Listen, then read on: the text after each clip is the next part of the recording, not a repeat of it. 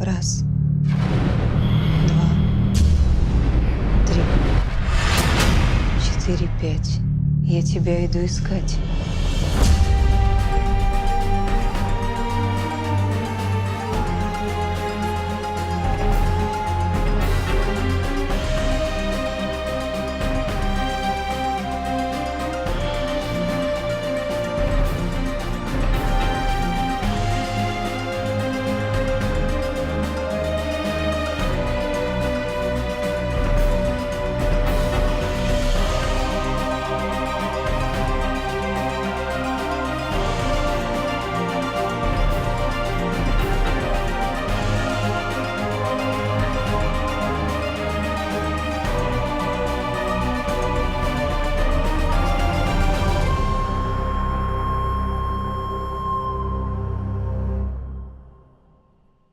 Яков Платоныч, я ума не приложу, как такое могло произойти. Он будто из-под земли выскочил и как даст я... Это я как раз вижу. Я терзаюсь сомнениями. Что, если он меня этим сметнем угостил? Вот вы о чем. Боитесь, что фигура с косой к вам приближается? Просто любопытно, через какое время он подействует. Подействует, несомненно, подействует. Лет так через 50-70. Квартал окружите, он далеко не уйдет. Уже все сделал, что Садгородий.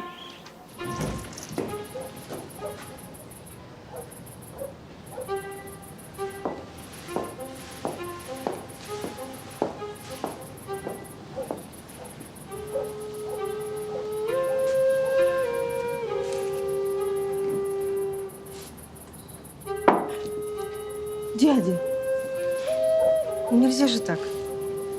Именно так и можно. Моншер. А что ты? Опять эти сны. В твои годы сны должны быть романтическими. Чувственными, если угодно. Дядя, ты как всегда в своем репертуаре. Так, давай, ты бегом на ту сторону дома. Давай бегом. Давай, под окном. Вот тут смотри. Ну, тебя прихватываешь.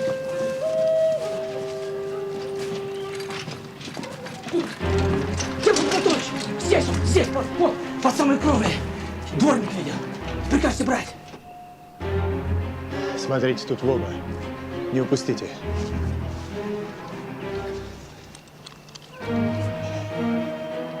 В дом никому не соваться. Слушаюсь.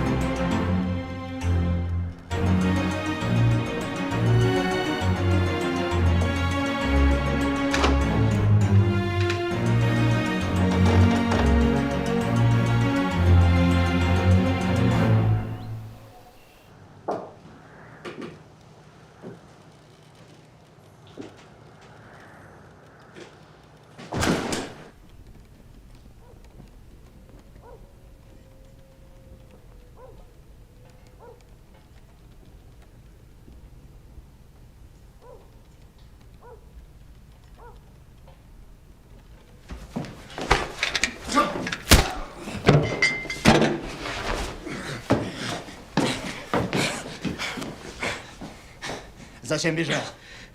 Потому что все вы одним миром мазаны. Все равно б меня убили за саженую Илюху. Это Сметень? А, и ты туда же. Да не верю я ни в какой Сметень. Ну и не верь. Яков Платоныч. Что-то тут не так. Идти надо. Не велено. А если... Ты тихо ты.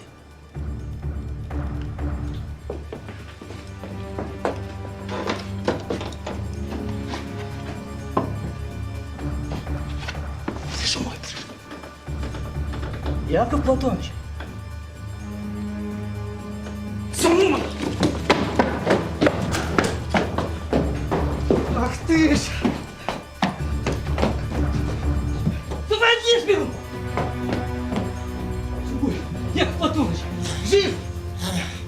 тут живой. Нет, уже дух. А, шутить извольте. А этот? Как будто сквозь землю провалился. Ну, неужто упустили? Не стрелять! Ну как же я к Не стрелять, это приказ! Слушаюсь, ваша соглара.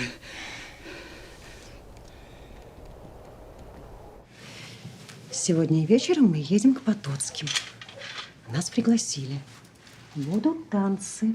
Их сын приехал из Петербурга. Помнишь Ленечку? Леонида? Да, помню. Я вчера вечером встретила его в городе. Такой красавец. И дело у него свое. Кажется, сделки с недвижимостью. Такой молодой и уже состоятельный. И не женат. Мам, пожалуйста, я не хочу никаких смотрений. Ну почему обязательно смотрины? Званый вечер, ужин, будет много молодежи.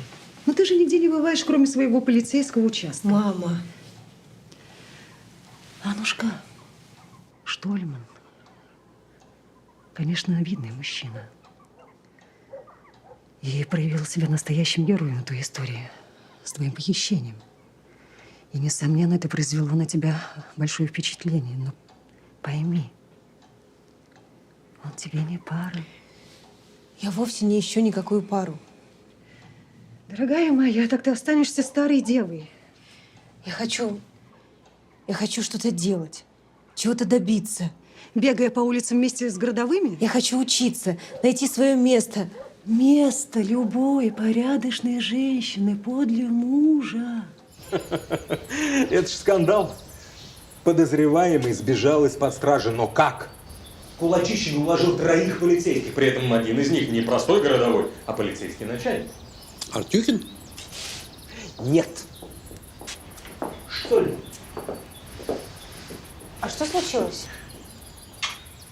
Скандал в благородном семействе. Я только что из полиции.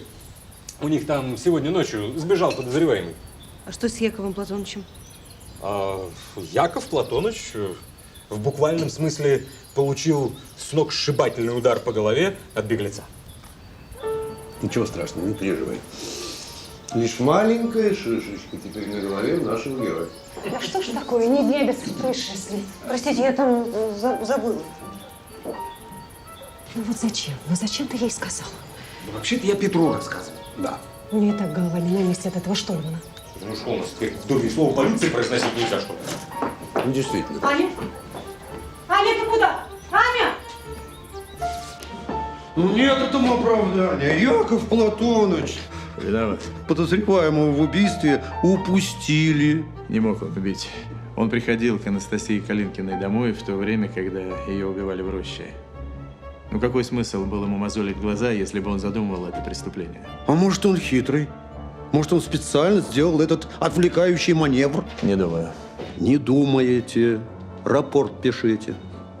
Через полчаса будет у вас на столе. И еще. Я имел уже разговор с городским головой. Не стоит раздувать это дело с бойцами. Парень этот умер от естественных причин. А его невеста? Уверен, одно другому не противоречит. Ну вот только я не уверен. Яков Платоныч, этот Сажен скончался от естественных причин. Хватит об этом. Ну а где же тело? Тем более, если тела нет, не о чем говорить. Только один вопрос. А почему же власти города не запретят все эти сомнительные игрища? Жду от вас рапорт. Рапорт.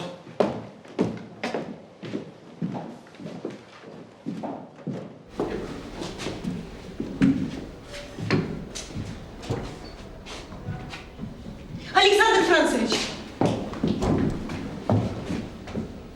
Вы помните меня? Ну, как же я вас могу забыть, Анна Викторовна? Я вас слушаю. Мне нужна ваша консультация. А что случилось? Дело в том, что господину Штольману может грозить опасность. Я прошу вас, давайте присядем.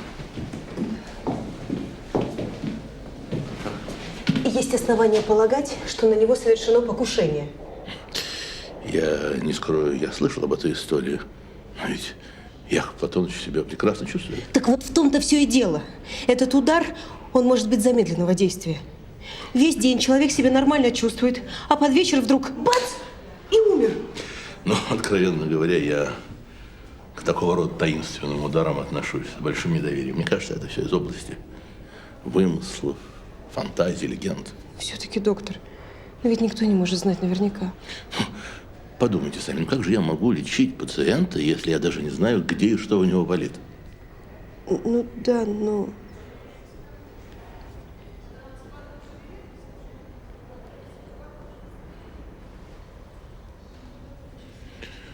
Хотя, подождите. Есть некто Головин, он практикующий врач. Насколько я помню, он специализируется по подобного рода травмам.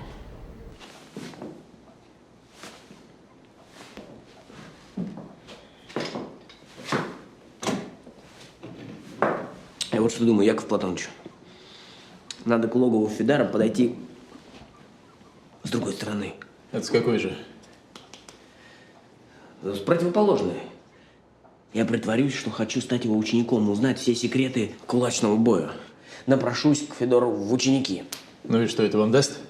Вдруг он проговорится и расскажет про Сметень. Неплохая идея. Попробуйте, только не увлекайтесь, Антон Андреевич. Не нужно сразу вызывать Федора на поединок. Да. Да, Антон Андреевич, вы передайте господину полицмейстеру мой рапорт.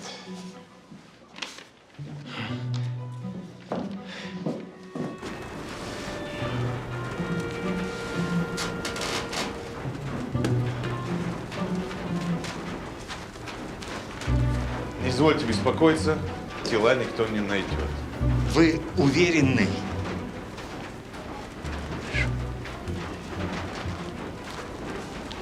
Говорят, к вам 2 раза уже полиция приходила.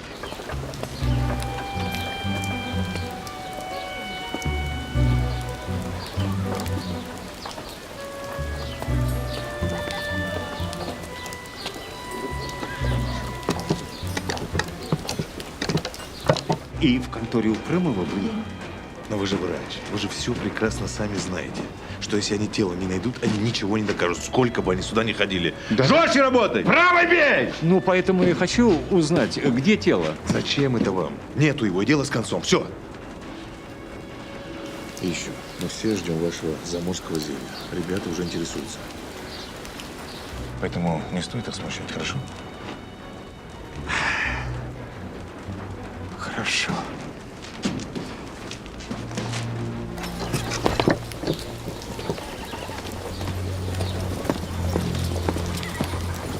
Руки держи всегда. Господин Федар. Держи всегда подбородок. Вы не уделите мне пару минут? Опять вы. Иди позанимайся. Я же уже все рассказал. Я не по службе. У меня дело личного характера. Я понимаю, что вы тренируете только своих бойцов, но если к вам пришел бы человек, вы оказали бы ему услугу. Какую еще услугу? Удар. Поставили бы. Мне, к примеру. Вам.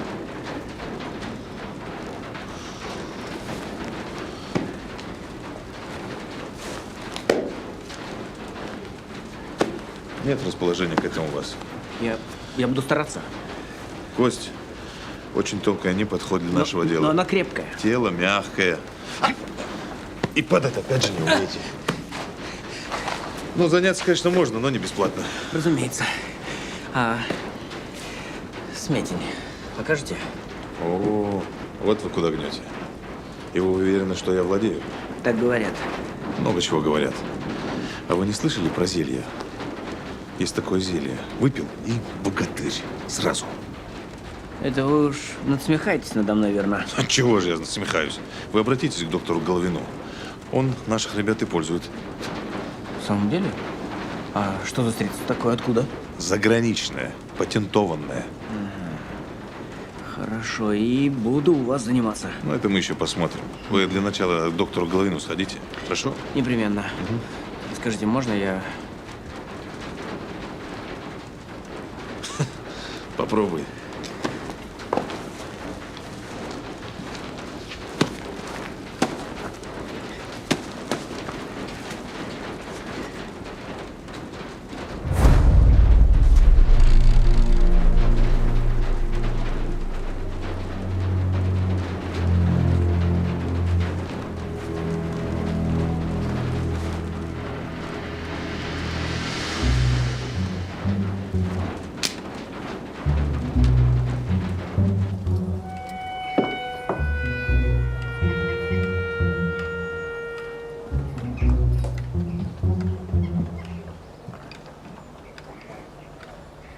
Мне казалось, что мы все прояснили во время последнего разговора.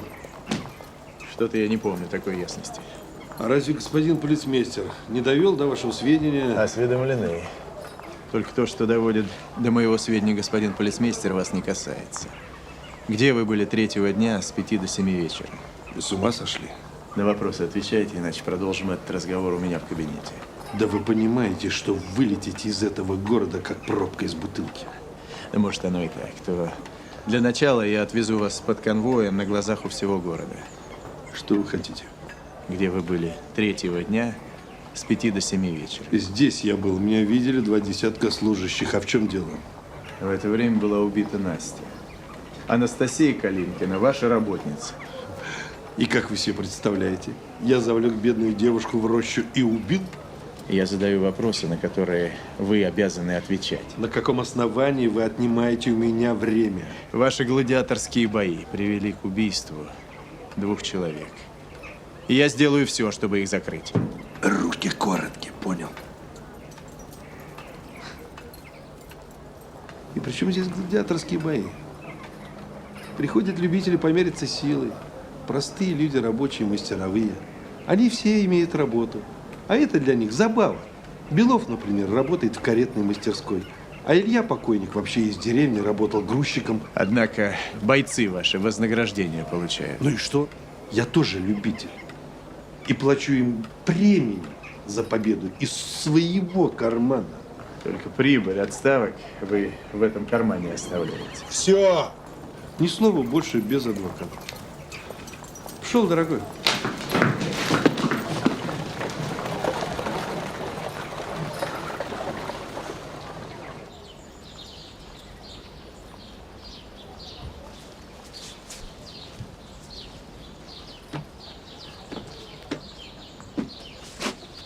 Доктор Головин, Да. мне срочно нужна ваша консультация. Запишитесь на прием. Нет, это вопрос жизни и смерти.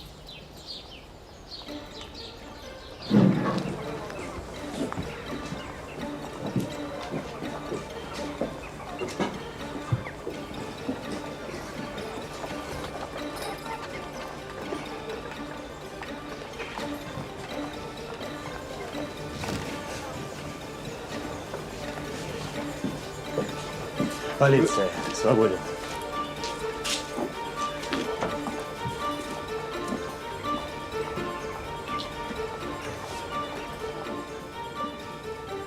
Белов, мириться силой я больше с тобой не намерен. Револьвер у меня на тот случай имеется.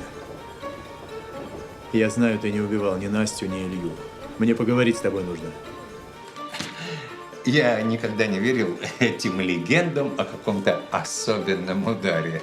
То есть вы все-таки считаете, что это легенда? Если удар смертельный, к сожалению, то смерть наступает сразу. А от чего, по-вашему, умер Илья Сажин? Извините, у меня начинается прием пациенты. Да, конечно. Конечно. То есть вы считаете, что опасности нет? Нет, совершенно никакой. И если ваш друг после удара остался жив и здоров, то он и будет в добром здравии. Благодарю вас, доктор. Не за что.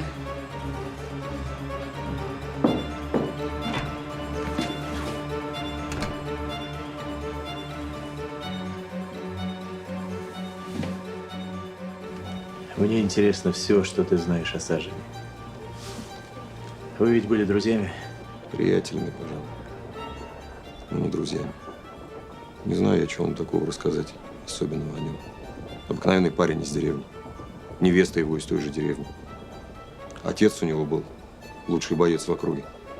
По праздникам сходились они там, стенка на стенку, деревня на деревню. Так Илюха и пристрастился к этому делу. Решил в городе счастье попытать. Ну, может, чего заметил странного перед этим последним боем? С Головиным он, с доктором связался. Кто такой? Да, вертится тут вокруг боев этот доктор. Поломается кто, он подлечит. Я говорил Илюхе, не связывайся с ним. Снадобья всякие, зелья заграничные продает. Коробейников, после свидания с Фидаром прямиком к доктору? Да, но не совсем. Мне удалось выяснить, что этот доктор Головин Продает бойцам какое-то заграничное зелье? совершенно верно. А вы откуда узнали? Это потом, а вы откуда? Подслушал. Фидар у себя на складе говорил. А вот он. Вспомнишь солнце, а вот и лучик. Доктор Головин, если не ошибаюсь. Да, чем могу служить? А, это сотрясение мозга на лицо. Примочечку, компрессик, молодой еще заживет, как на собаке. Полиция, следователь Штольман, вы задержаны. Я? За что? На каком основании? А на том основании, что вы подозреваетесь в использовании недостаточно проверенных препаратов и причинении смертельного ущерба для здоровья человека. Этого не может быть. Не может быть. Послушайте меня. Я испытывал эти препараты на самом себе. Взгляните. И ничего. А вот с этим ничего мы и будем разбираться.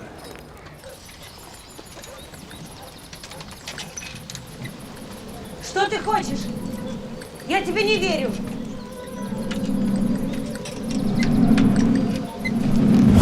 Я не верю тебе. Ты меня вчера завела на пустырь и бросила там. Ну что ты хочешь?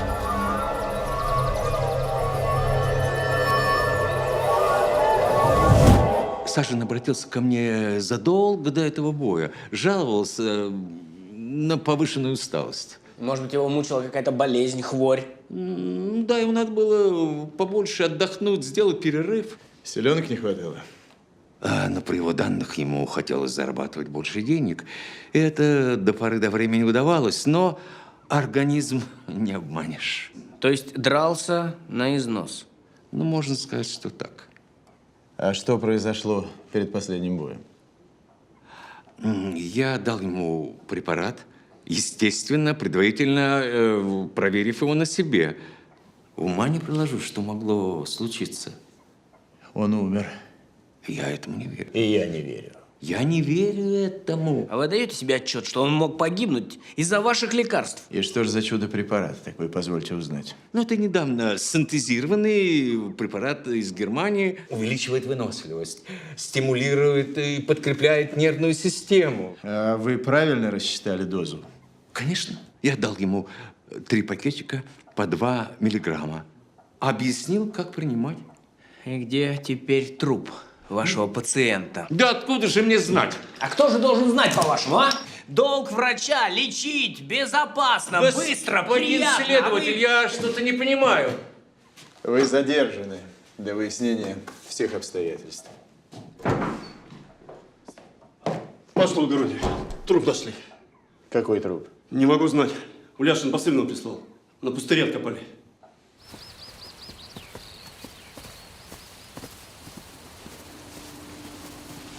Яков Платоныч,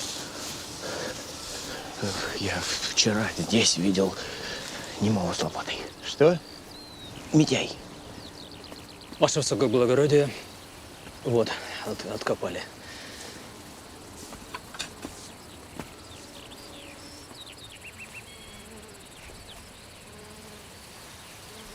Ну, дела.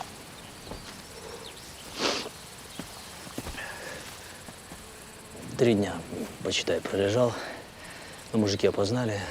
Сажин, говорят, известный боец. Как его нашли?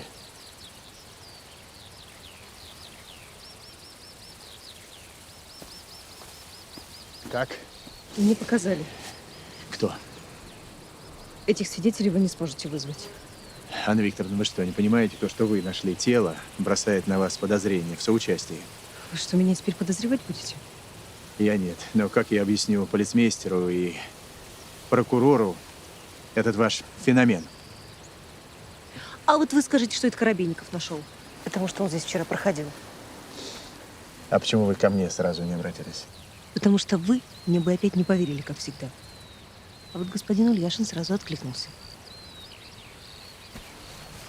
Яков Платоныч, а как вы себя чувствуете? Превосходно.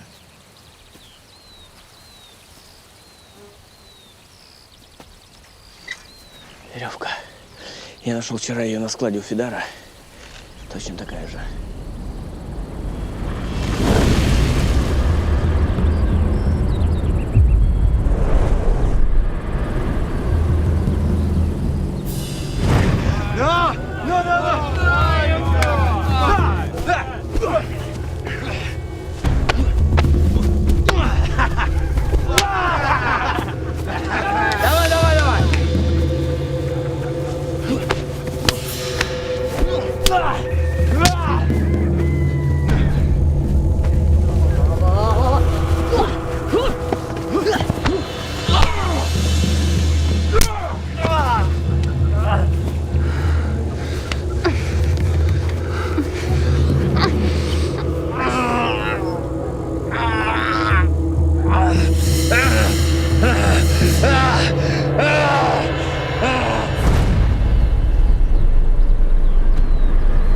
Тело отправляйте Милцу на экспертизу.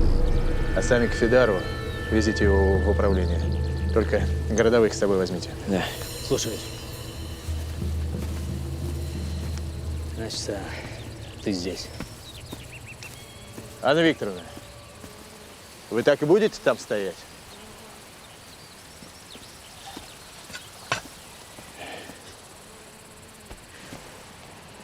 Что с вами? Я видела человека. Какого человека? Он дрался с кем-то, и это лицо, оно знакомо мне.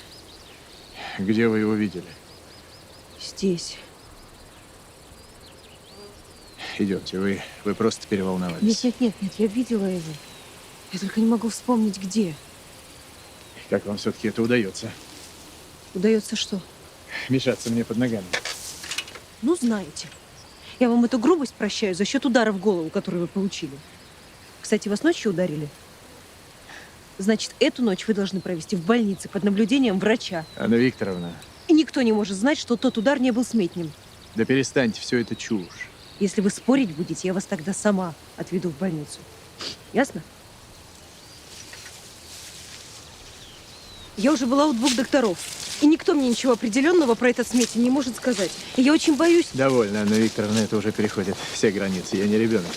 А упрямитесь, ну точно как ребенок. Вы слишком молоды, чтобы давать мне оценки. Вы сердитесь на меня? Что, я очень навязчива? Я просто не привык, чтобы кто-то так заботился обо мне. Не привыкли? Живу один. А если я и так уже перешла всякие границы? Можно мне еще один вопрос?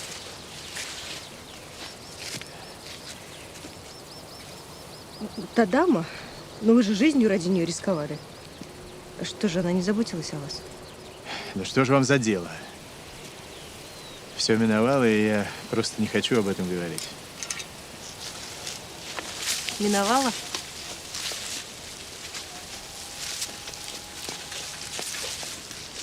Как хорошо! Это кто из нас еще ребенок? Ну что ж, я определенно могу сказать лишь одно, что смерть наступила в результате сильнейшего кровоизлияния в мозг. Но вот чем оно вызвано, я боюсь, это останется тайной. Причин может быть несколько. Естественных? Да разных. Может быть, физическая перегрузка. Ну, а может быть, и сметень. Доктор, и вы туда же? Вот посмотрите, у него сильнейшая ссадина в районе левого виска. У него полно всевозможных травм, синяков. Ну, это же понятно, это кулачный бой. Могла смерть наступить от употребления медикаментов, ну, каких-то химических препаратов? Вы, конечно, имеете в виду препараты доктора Головина. Вы что, о них знаете? Яков Платонович, ну, согласитесь, было бы странно, если бы я, врач, не знал, что происходит в моей среде. Определить, принимал Сажен такие препараты перед боем, возможно? Ну, в принципе, да. Только на это потребуется время. Вам знакома эта веревка? Веревка как веревка. Этот обрезок я подобрал у вас на складе. Точно такой же веревкой был обвязан труп Сажина. И на точно такой же веревке была повешена Анастасия. Ничего я не знаю. Бессмысленно отпираться. Сначала вы убили Сажина, чтобы призовые ему не отдавать. Тело закопали. А потом невесту его повесили, чтобы она вас не уличила. Сажин зашел в подсобку и там замертво упал. Я в этот момент был в зале. Меня видело 50 человек. А где вы были вечером следующего дня, когда Настю повесили? Дома я отсыпался. Дома я был. Кто подтвердить может? Никто. Вы не хотели деньги призовые невесте Сажина отдавать? Отдал я ей все. Отдал. 5 человек видело, что я в 4 часа дня отдал ей деньги, после чего я пошел домой. Не пошли вы домой, а пошли за Настей и повесили ее в роще. А деньги забрали? Не было такого! А что было? Вы закопали тело Сажина. Да! Да! Мы закопали Сажина. А что нам оставалось делать, а? От чего он помер, непонятно. А тут еще доктор Головин заволновался. А как следствие начнется? Вот мы с Настей договорились, что я отдаю все деньги сполна, хотя она ему никто, даже не жена. Она за это тело не хоронит на кладбище. Антон Андреевич, доктора Головина сюда давайте.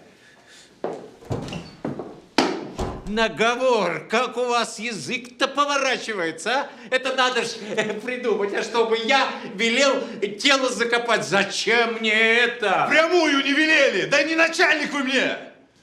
Но все и так, знаете, изначально было понятно, чтобы спасти дело, надо было за вами почистить! Вот и выходит, что он умер, Илья, из-за ваших лекарств. Чушь! Мои препараты ни при чем. Я не знаю, от чего он умер. Как же так? Вы же врач. Да. А где вы были в момент смерти? Как где? Я был в зале, все меня видели. Потом меня позвали в подсобку. Ваше благородие, записка от доктора Милца.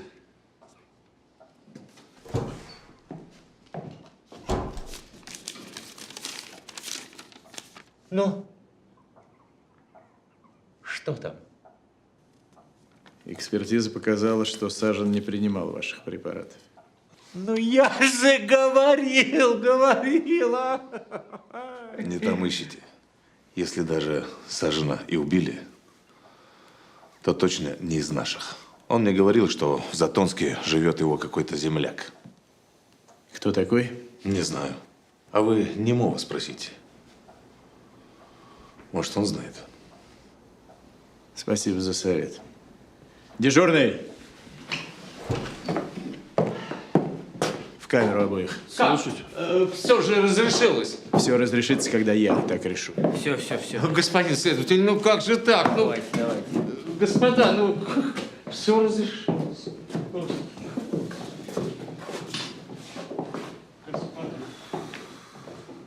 Я на склад поговорю с немым. А вы, Антон Андреевич, поезжайте к бабке, у которой Настя комнату снимала. Может, она что-то знает об этих земляках убитого.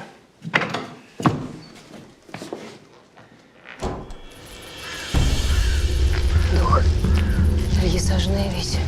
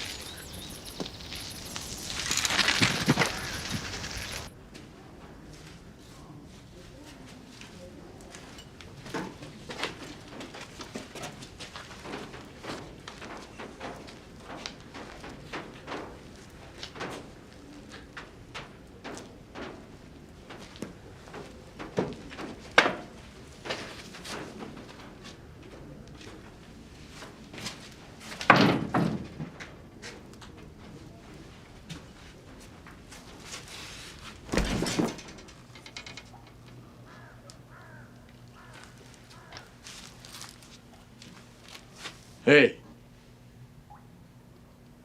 Черт, он же глухой.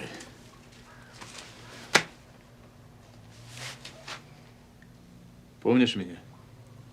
Я из полиции. Пойдем на склад. У меня к тебе несколько вопросов.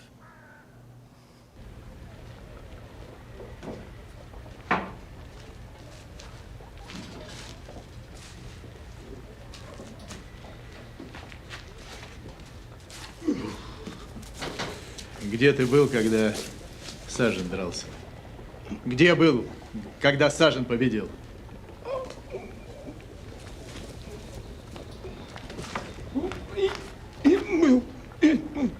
Ты всегда здесь бои смотришь? А когда Сажена мертвым нашли в коридоре, ты где был? Где был, когда Сажена мертвым нашли?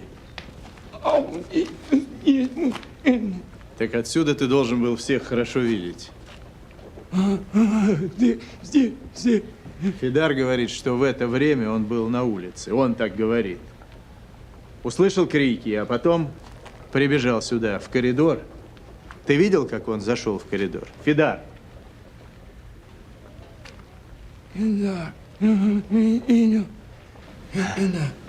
Не мог ты это видеть. Соврал я. Фидар все это время здесь был, в зале. А вот ты не видел. Потому что это ты Сажена убил. Ударом в висок. Яков Платоныч! Это он убийца! Он из одной деревни с Саженым. Анна Викторовна, назад. Не подходите. Яков Платоныч, не надо.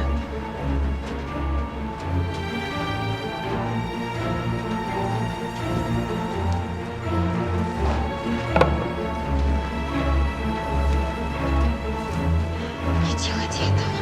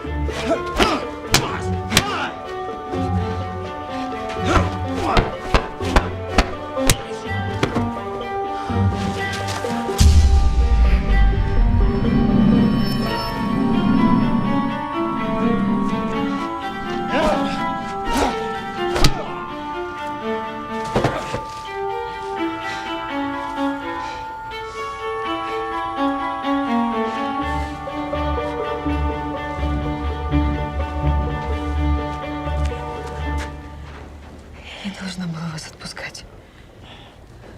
Вы не должны были сюда приходить. Яков Платоныч! Слава богу. Это он, земляк Саженой Насти. Старуха показала, он заходил пару раз. Да, это отец Ильи Сажена. Его покалечил во время кулачного боя. А потом и девушку его увез. Из-за того удара он и потерял речь и слух. Значит, месть. А Настю за что? Настю за что? Коробейников.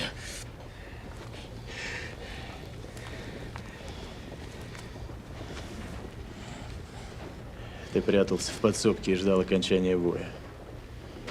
Тебя ведь никто не замечает, есть ты или нет. А потом ты убил Сажена ударом в висок. На следующий день вы закопали тело. Настя пришла, Фидар отдал ей деньги, а ты пошел за ней в рощу. Сломал ей шею и повесил. Я умер. Умер. Я умер.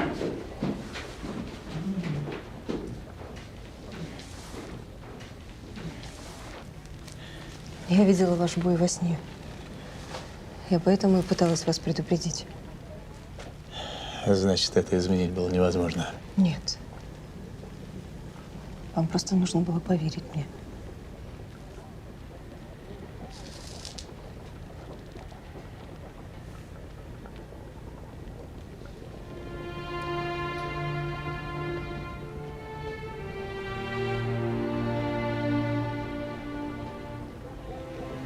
Кажется, вас сильно впечатлил этот бой.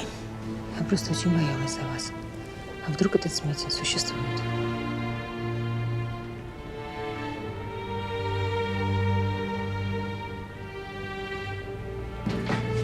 Совсем позабыл из-за всей этой суеты.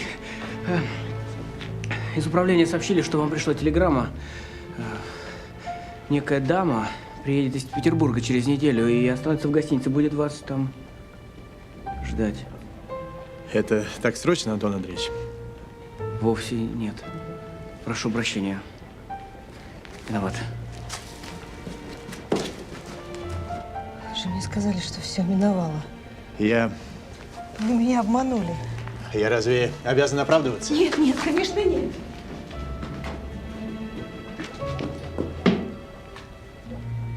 Уверяю тебя, мы с Аннет не разговариваем на эти темы. Ну, ты же видишь, как она увлечена им. Но это ведь прекрасно. Она расцвела, она похорошела, она... Не вы ли мечтали, чтобы она наконец облачилась в платье и рюши, перестала, как мальчишка-сорванец, гонять на своем велосипеде? Ну, Петр, ну ты же понимаешь, о чем я. Человек с репутацией дуэлянта. К тому же сыщик, все эти расследования.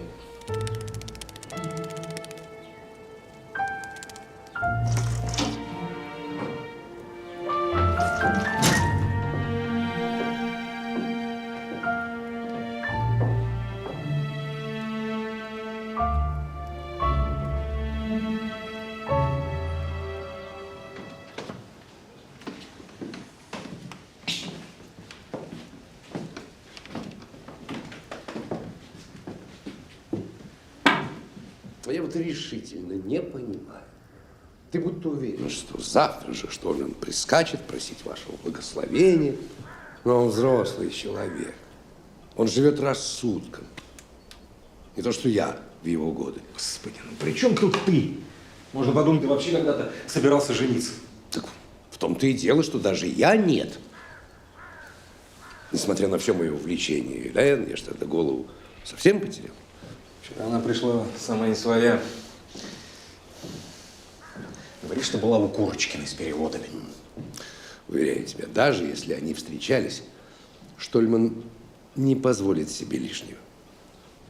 Я убежден, он общается с женщинами такими, которые не требуют от него обязательств.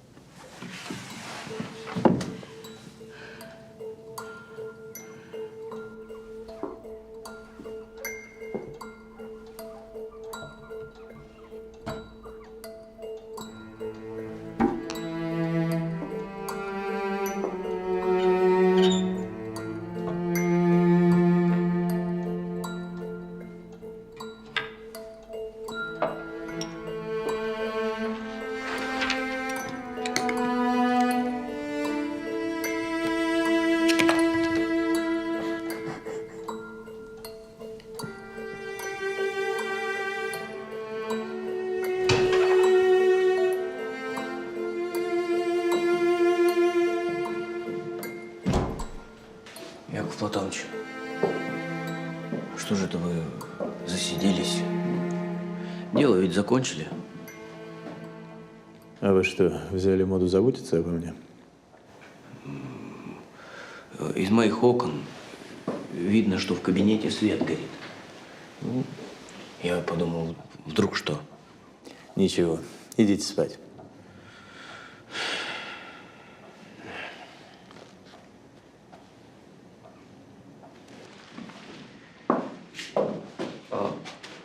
Посыльный принес для вас письмо.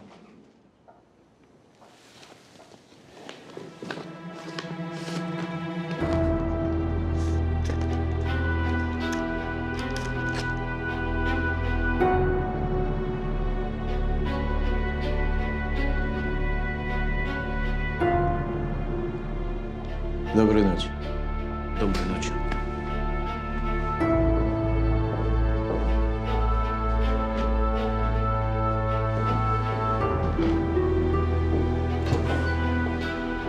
Яков Платонович, я очень прошу вас забыть то досадное недоразумение, которое случилось между нами. Не утруждайте себя объяснениями. И, пожалуйста, не ищите со мной встречи. Если вы имеете хоть толику уважения ко мне, то исполните эту мою просьбу. Благодарю. Анна.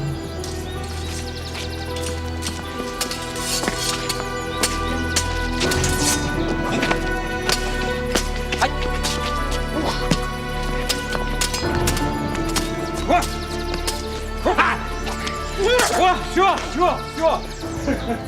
Загоняла старика. Папа, а правда, что вы хотели бы, чтобы у вас родился сын?